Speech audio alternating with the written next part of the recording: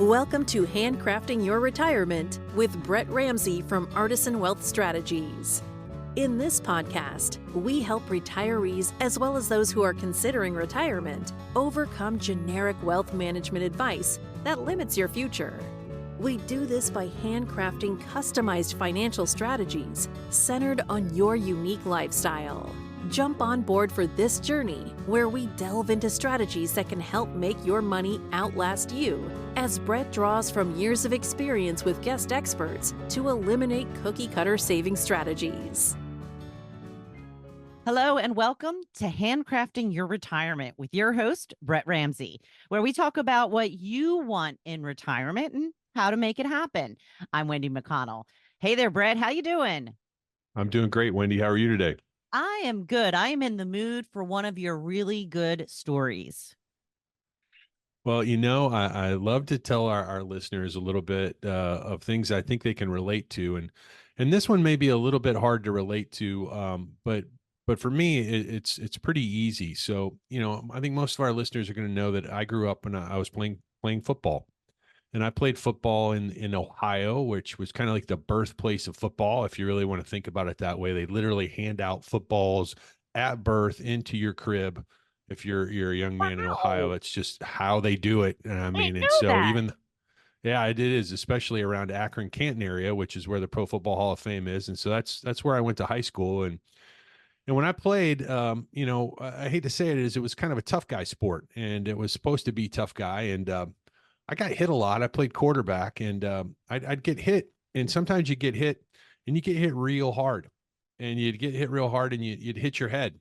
And back then they called it, all kinds of different things, but basically we didn't really call it concussion the way that they think about it today. And you got your bell rung was what they used to say. And so, if I could get up and I could see straight, I kept playing. And I'm not really proud of that, but it was just how it was at that time. Well, all three of my kids have played some form of sports, and my daughter and my son in particular have both gotten concussions. And when I was growing up, like I said, they would have just put them back in. But now, something that's going to be very important to our guests today is they do what's called concussion baseline testing. And what that is before they play, they give them a test, an assessment, to kind of see how their brain works. And then when they get their bell rung or they get hit or there's a concern, they actually go back and retake that test. And they don't clear them to participate until their score is where it's supposed to be, so to speak, on that test. And the reason why I say that is that, my daughter got hit in the head with a volleyball. It didn't even seem like a big thing. And she was fine feeling. And then the next day she gets to school and something kind of sets her off and she doesn't feel quite right. She gets nauseous. She comes home and then she goes in and they give her this test. Well, it took them 9 weeks before she was cleared. Wow. And then my son got injured in a football game in a collision that was violent, that looked like it really hurt. And he was cleared in a week. And I've talked to a lot of doctors about this, and they still don't know, like, concussion is a bruise of the brain, let's say, to keep it super simple. And different parts get bruised in different ways, and they have different impacts on our abilities. And so they go, we still don't know how, like, these injuries happen, that it impacts different parts. And so it takes different time and different people heal differently. And I was just fascinated by that. And I'm fascinated by how the mind works and how we start to think, because, basically that's what I get paid to do, is I get paid to think for other people. And so my biggest fear is what happens when my mind isn't working right and I'm not able to think. And so the reason why I tell that story is that things change is part of that story. Is like what worked back in the 90s isn't how we do things today. But also I think everybody has a little bit of a fear of what happens when my brain's not working quite right. And, when I'm not quite as capable as I used to be or as I want to be. And so that's part of the reason why I have our guest on today. So today I've had an opportunity to speak with Dr. Peter Lichtenberg, and I've had a chance to listen to him speak at other events. And he's starting to, I think, open the door here a little bit for our industry, for our clients to start to understand a little bit about how their brain works as we age and how we make decisions and how it changes. And so, one, I just think it's a fascinating topic. And I think it's a very important topic, not only for me personally, because I do believe I feel the impact of some of those concussions that I had when I was younger. That I know there's things that I used to be able to recall the way my brain used to function. It doesn't function that way anymore, and it makes me nervous. And I see these things on TV about professional football players that, have this thing called CTE and other stuff that their brain changes because of some of this stuff. And so I think this is just an important topic that we should be talking about how we think, about how we do that. And this gentleman has some of the smartest stuff I've seen in our industry around this topic. And so I really want him to tell his story. And so with that, I'll turn it over to him. Thank you so much, Brett. I'm delighted to be with you. And what a powerful story that you've told.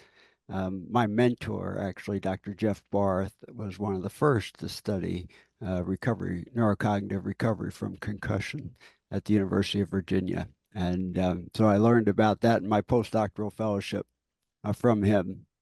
But I've been working with older adults my entire career. I'm a neuropsychologist at a postdoc in geriatric neuropsychology, and I've been thinking about, how do we assess people? How do we assess their cognitive functioning? How do we assess their decision making, which is related to cognitive functioning, but a cousin, really, not the same as.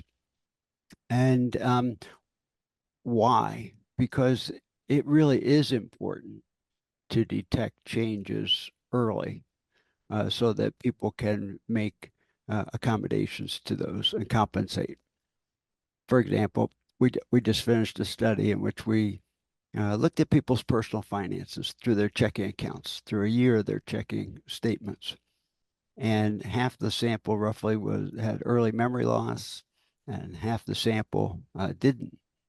And we saw that those with early memory loss weren't tracking their expenditures quite like the group that had no memory loss. And we saw excessive spending, things that could get them into some difficulty as they go along. And so this is a very important topic. And I'm really glad to be here with you. Well, and you're hitting right on some of the most basic things right out of the gate is that, for us in our industry, one of our jobs is to what we call know our customer. And to know our customer is I say this oftentimes, it's your money, it's not mine. My job is to give you advice on how to help you manage your money based on what you're trying to accomplish. And so we spend a lot of time talking with our clients about what is important to them and why are they doing what they're doing.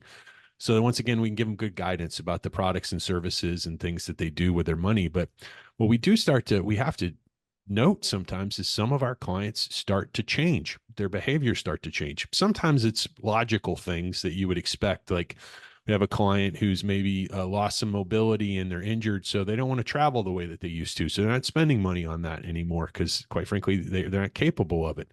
But other times we see strange behaviors, and you started talking about memory loss, and maybe you can just kind of talk a little bit just about how to define some of these groups and terms, because I think sometimes we use a language that our listeners don't understand the language. So maybe you can just explain, you talked about two groups and you said some that were showing memory loss and some that weren't. Maybe you can just explain Sure. kind of how you define that stuff. Absolutely. Thank you so much. So our memory loss group had what we call subjective cognitive decline as well as mild cognitive impairment. And the subjective cognitive decline goes like this. Compared to a year ago, is your memory or thinking ability to problem solve worse? So if you say yes, then you have subjective cognitive decline or perceived cognitive impairment. Mild cognitive impairment is not dementia, it's not, but it is objective cognitive testing that shows an area of deficit, like memory or executive functioning, ability to solve complex problems. But it's really not interfering much with your day-to-day life, unlike what a formal diagnosis of dementia would be. We saw those two groups, they actually, on our memory tests, they perform similar to one another. And we compared them against a group that said, nope, not having any problems with our memory and don't have any neurologic disorders, don't even have any serious mental health disorders. And but guess what? Their memory on the test was, their memory scores were much better than the other two groups. So we compared the two. We collapsed the subjective cognitive decline and mild cognitive impairment into one group and the no cognitive decline into another. And that's how we compared them. Right. And so I'm a math nerd, right? So I love tests, and I know that sounds strange, but I get oftentimes challenged because I like to have data. I like to know how things work. So what I love hearing you're telling about is that some of this stuff is a little bit subjective, right? There's a person had to perceive the loss, right? And they had to answer that question a certain way. But when you actually tested them on memory, the answer was there were different answers, right? There were different, there was a group that scored better on their memory and one that didn't. So back to like telling stories here, like this is how I know things are changing in my mind a little bit because I can't remember names.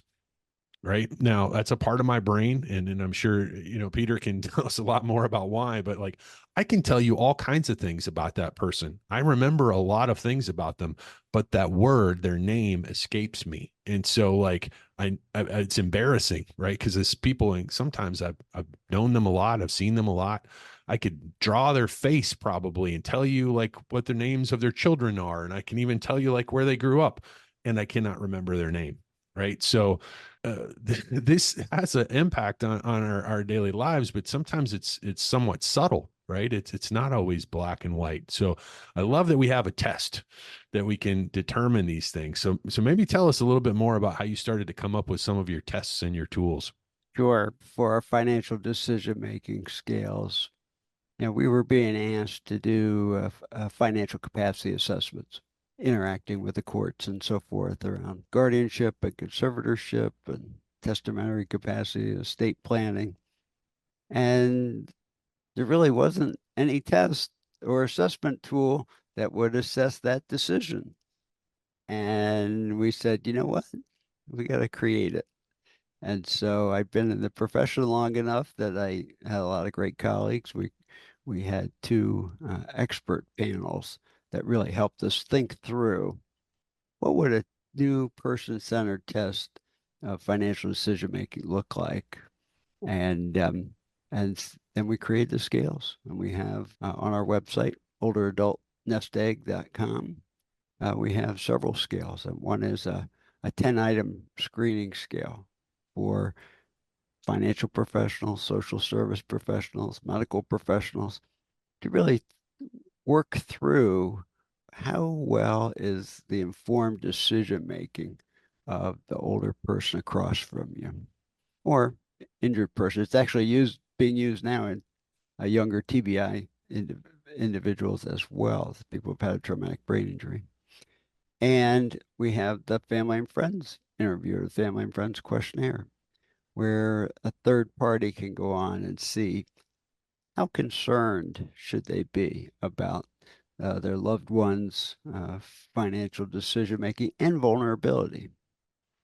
And so those scales, really stemmed from our original longer scale, which really gets in depth on what's the context for this person, who are they, what's their relationship with money, how much strain is there, how much confidence is there, how much psychological vulnerability are they experiencing around money, how much anxiety or depression, memory problems, do they have a confidant, how much loneliness around money.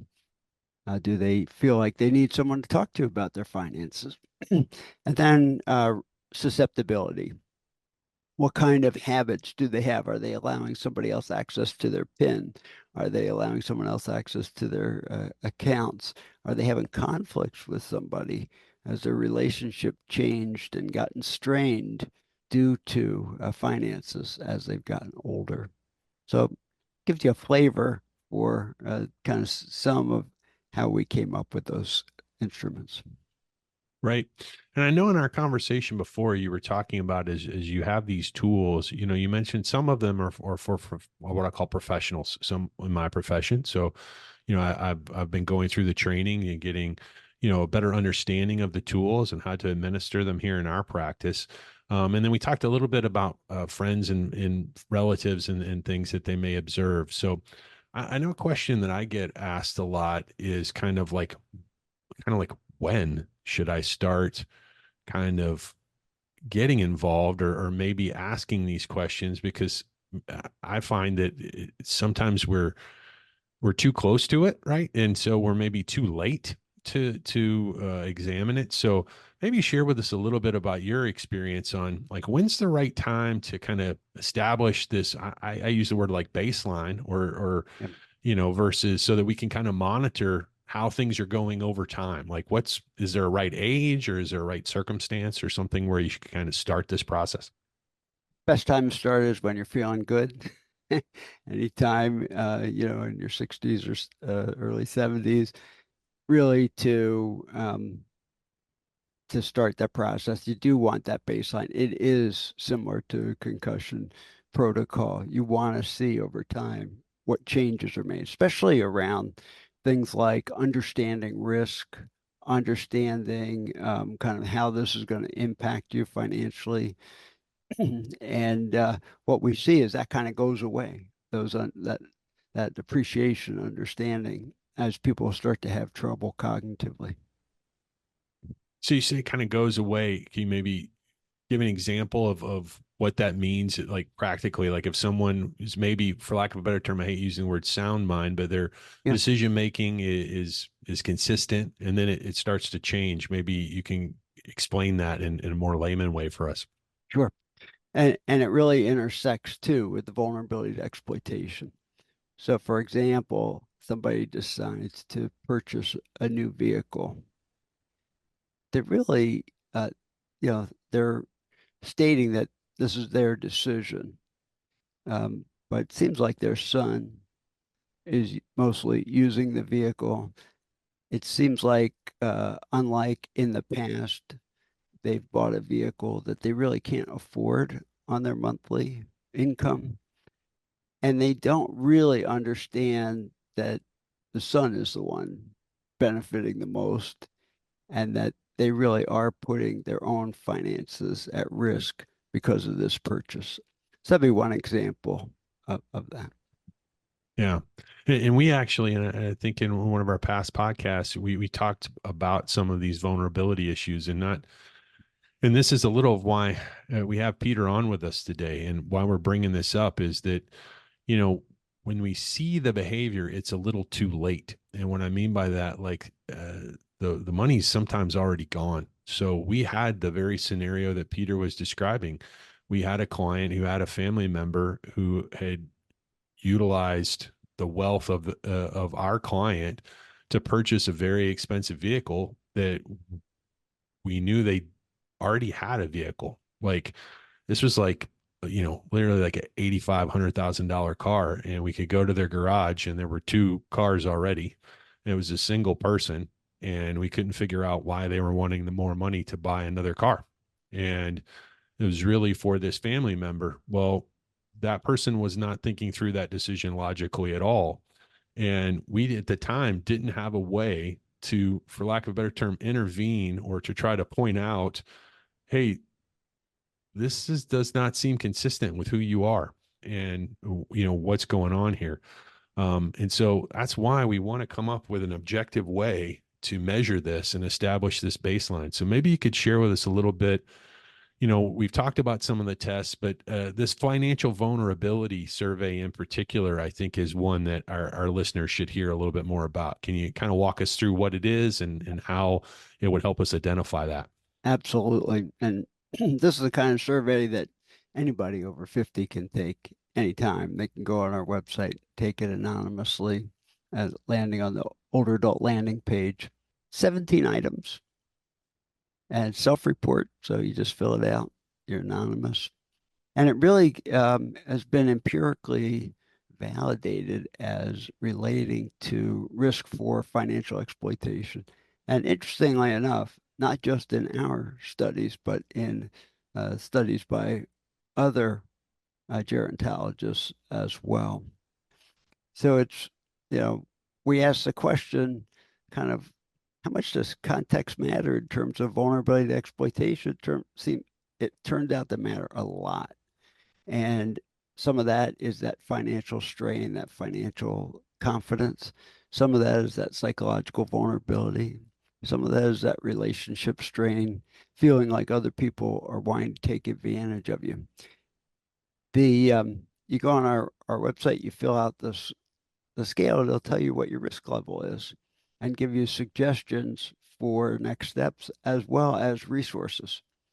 And this is the kind of thing that does really get influenced by kind of your psychological and social environment.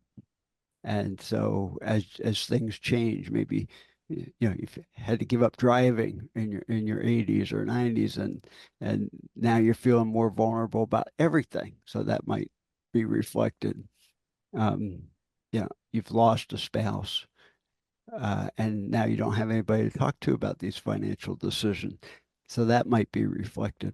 So it's good to get a baseline on that. And I find that thousands of people have come on our website to fill this out, about 2,500 people in the 2+ years that we've had it. And what we find really is people come for two reasons. One, they're in trouble and they want to verify that and sort of get some ideas. Two, they really want to get some reassurance that they're not at high risk. And that kind of goes to the point of, money is so important, but it's such a sensitive topic. We don't talk about it enough, and not everybody has a Brett Ramsey to talk through their financial situation with. And so we see that the press, the need to talk is so strong. No matter what sample we give to the questions to, whether it's a national representative sample or local sample, 50% of people over 60 say, I wish I had someone to talk to about my finances, at least sometimes. Mm. Wow. That's powerful. And just hits home for me of a reminder of, we have this thing in our office called the communication calendar, and we don't really talk about it much with our clients, but it's really our way of programming and making that we're consistently checking in with our clients, right? And I hate to say it, is sometimes until you remind me of that, Peter, I think of it as a task sometimes that I have to do, but the reality is it's not I have to do, is I get to do it. I get the opportunity to talk to people and to hear from them and to care about what's going on in their lives, so that we can not just, give them the right advice, but to be there for them. And we talk a lot about a business that we want to be people centric, but process driven. And the reason why we have to have a process is because we have to identify these things, is we don't want our clients to feel as if there's no one to talk to, right? That is the biggest issue, I think, is that people feel lonely. They feel isolated. They don't have a good sounding board for whatever reason in their life. And then they do start to decline and sometimes get taken advantage of. And that's something that we just don't want to have happen on our watch, so to speak.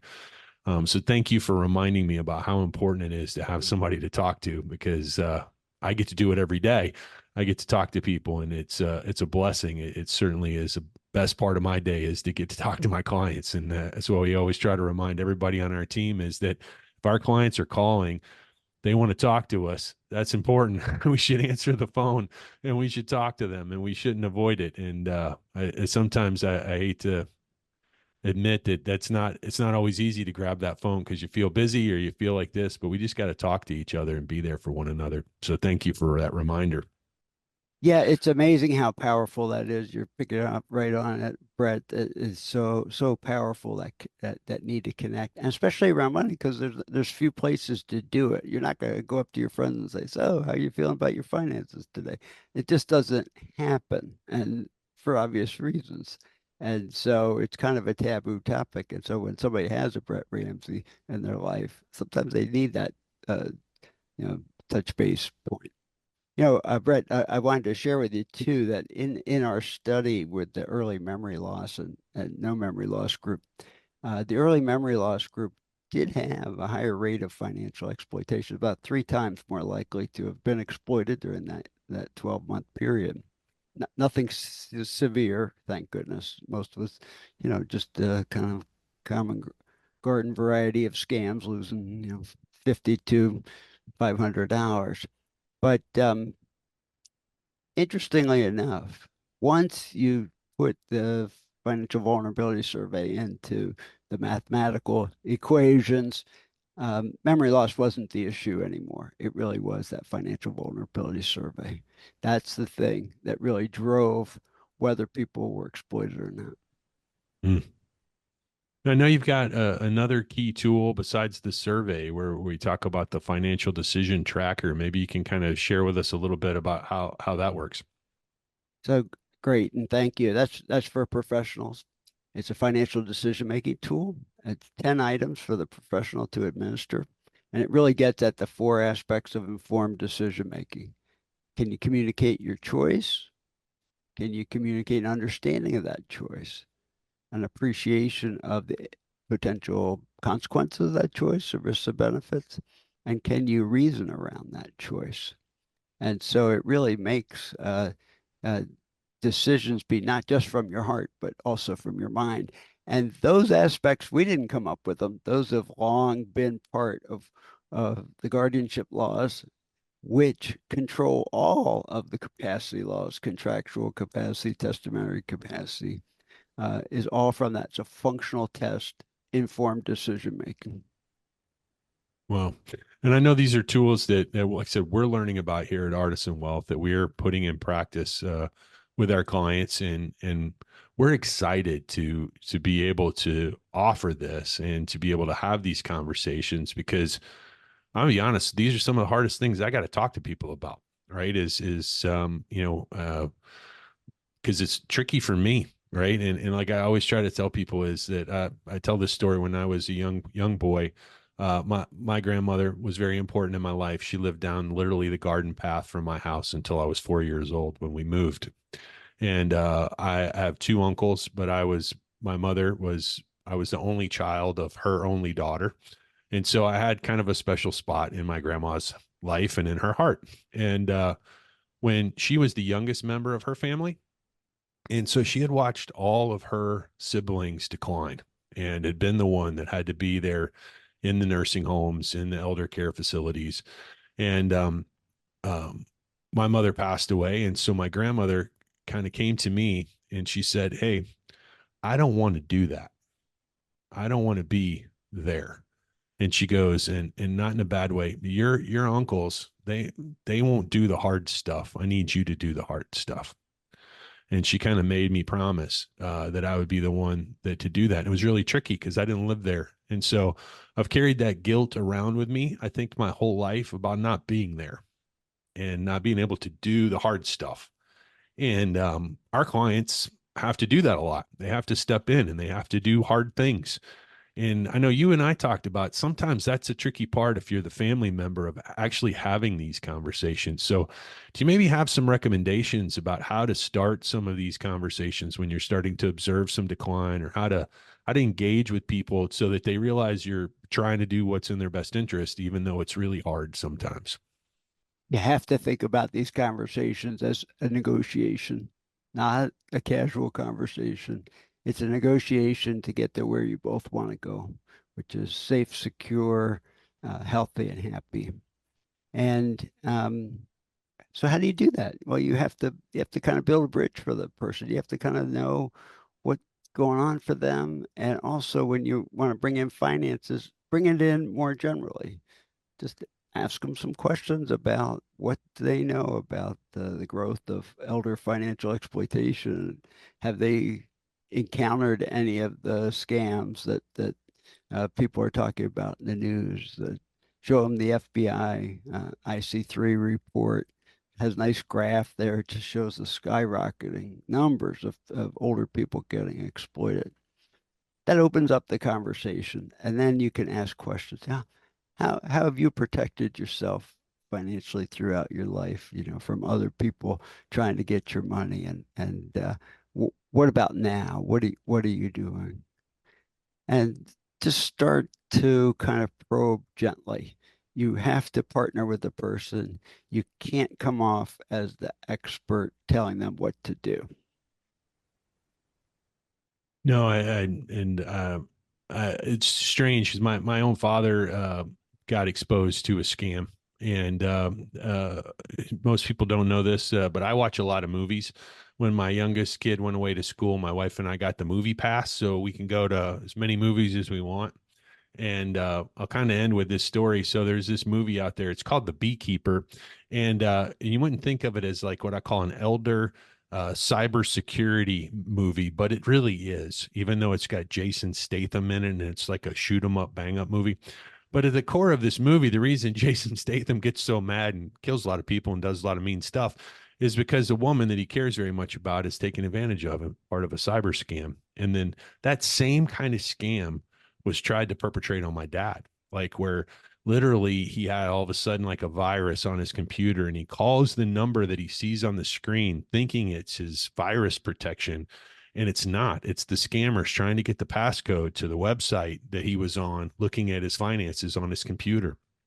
And that's how this scam happened. So we're going to be talking a lot about this to our listeners. We're going to be doing these kind of baseline surveys, and you're going to see this information coming from us because, one, it's the right thing, right? We want to help our clients be healthy, to be confident. That's a phrase we use a lot here at Artisan, right? Is that it's handcrafted for a confident retirement. Like, we can't make guarantees. That's not what we are in the business of doing, but we can try to improve your confidence. So is there anything else you'd like to leave our listeners with today, Peter, before we wrap up? It's been a pleasure to be with you, Brett. Thank you so much for having me. Yeah. And like I said, I know Wendy's getting ready to ask me all the right questions, but there's more on this ahead from us. And this is things you're going to see on our website, and you're going to see, opportunities to engage with this material. Like I said, we're getting trained as a staff on how to use these tools and to be certified in this process. We're in a podcast, or I'd show you my little certificate. I passed my test the other day. I love tests, right? I love baselines. So once again, Peter, thank you so much for being here with us and sharing this information with our listeners. So how do we get in touch with you guys if there are some questions? We'll put Peter's information on our website as well under our tab. You're going to see this information. We have some other health assessment tabs on our website, but where we're going to give people a link to look at older nest egg. Is that correct? Older adult nest egg. Older adult nest egg.